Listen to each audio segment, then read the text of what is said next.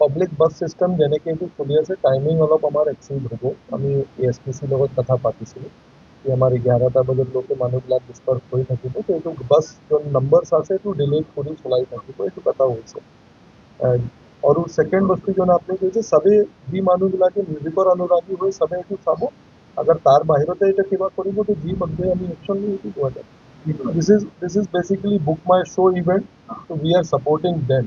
So as soon as they report us, One is that over the years we have seen that in the state of Assam and among the seven sisters, the love for music is high. And if you see that, I think this state, even in the past, before all other parts of the country realized there were lots of small music concerts going on, local artists were very popular. So my point is that we realized that there is a lot of potential in this state for music, but there is still a love for music. And if there is a love for music, then automatically people will explore new music. Our idea is that one is you can even do a local state tour. For example, you do, so today every artist wants to go to 3, 4 places and bring different artists. So there is a high possibility that we could do tours within Assam where you take the same smaller artist, go to 4 parts of Assam and do it across the state. So those are the certain things and we are going to definitely look at bringing other artists here also. And we've seen the kind of support we've got. So the demand is there, the support is there. So all the ingredients for success are monster artists. So there's no reason why we should not come. দুপৰীয়া 3টা বজাৰ পৰা আমি regulate কৰি movement যেতিয়ালৈকে প্ৰগ্ৰামটো শেষ না হৈ যায়। এইটো ৰুট হ'ব আমাৰ প্ৰিজন গেট তাজ বিমানতাৰ পইণ্টৰ পৰা GS ৰোড টু কইনাধাৰা। তো আমাৰ GS ৰোডৰ পৰা এই কইনাধাৰা আমাৰ কমিশনাৰ অফিচৰ সন্মুখৰ যি ৰোড আছে এইটো আমাৰ ৰেগুলেট হ'ব। ইমাৰ্জেঞ্চি ভেহিকলবিলাক যোন হ'ব, কিবা পাছবিলাক যোন থাকিব এইটো এপ্লাই কৰিব। সেম বস্তু হ'ব কইনাধাৰা পইণ্ট, এইটো বেক বি কইনাধাৰাৰ পৰাই আমাৰ ৰেগুলেটেড ট্ৰেফিক থাকিব 3টা বজাৰ পৰা। KV খানাপাৰাৰ পৰা আমাৰ APSC point, this is also regulated zone. আৰু সাৰ্ভিস লেন যোন আমাৰ দুটা থাকিব NH27ৰ Koinadhara point to Khanapara rotary ৰোহিকা সাইড, এইটো আমাৰ টোটালি ৰেগুলেটেড জোন থাকিব, বিকজ ইয়াৰ পৰাই মানুহবিলাকে GS ৰোডৰ ওপৰত উঠিব। তাৰ পিছত আমি একদম গুৱাহাটীবাসী ৰাইজৰ কাৰণে একো প্ৰব্লেম নাপায় এনেকে কাৰণে আমি নো পাৰ্কিং জোন আমি কৰিছোঁ। আৰু পাৰ্কিং জোন আৰু পাৰ্কিং স্পটছ কি হ'ব এইটোই আমি ডিসাইড কৰি দিছোঁ ইয়াতে।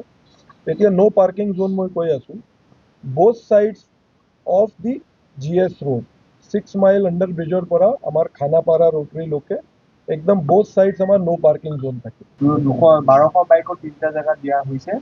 গতিকে এইখিনি জেগা ছাৰে অলৰেডি কৈছে, মই আপোনালোকৰ থ্ৰুদি অসমবাসী আৰু গুৱাহাটীবাসী ৰিকুৱেষ্ট কৰিছোঁ যে তেওঁলোকে ৰোড সাইড পাৰ্কিং যাতে নকৰে। আৰু যিটো ছাৰে ক'লে, যিহেতু আমি জয়ানগৰৰ পৰা বালুঘাটলৈ যোৱা ৰাস্তাটো মেক্সিমাম পাৰ্কিং পাইছোঁ, গতিকে আপোনালোকৰ থ্ৰুদি মানুহক অনুৰোধ কৰিছোঁ তেওঁলোক আইডাৰ GS ৰোডেদি আহি খানাপাৰাৰ যিটো ৰটাৰী ঘূৰি পেলাই বালুঘাটেদি সোমালে সেইটো স্পেচ পাব, নহ'লে 6 মাইল আণ্ডাৰ ব্ৰিজেদি সোমাই আহি জয়ানগৰ চাৰিআলি ষ্ট্ৰেইট গুচি গ'লে বালুঘাট পাব।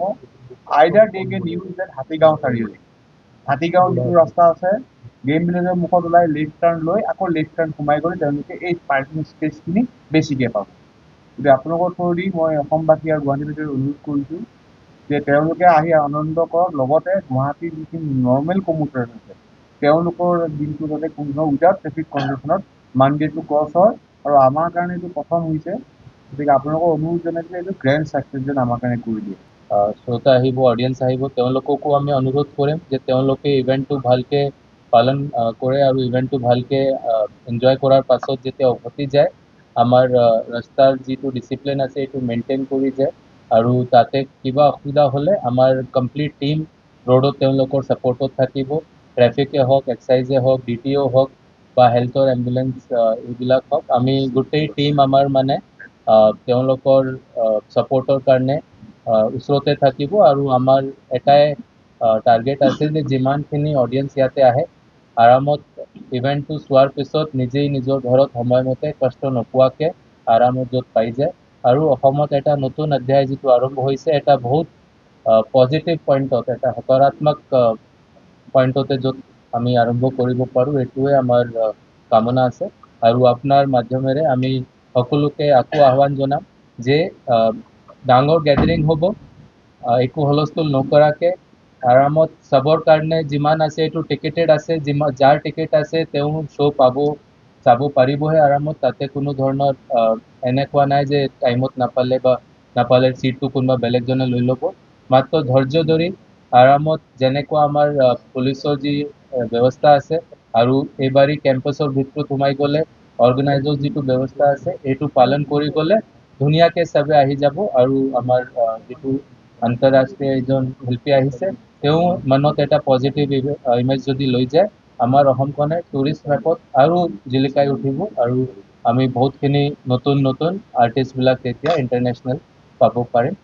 যিকোনো খবৰৰ বাবে যোগাযোগ কৰক 7099017330 লগতে 7099017110 নম্বৰত।